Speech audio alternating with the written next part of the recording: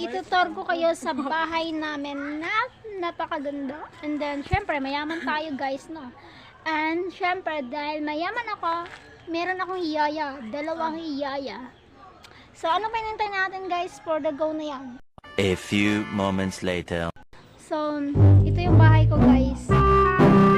Malaki yung gasto ko dito guys, mga 5 million. So, gusto nyo mag-tent? Itutur ko sa inyo. Itutur ko kayo sa loob ng bahay ko guys. So, lamesa pa lang guys, 2 million na. Totoo yan. And then, yung bangko guys, 500,000 na guys, no?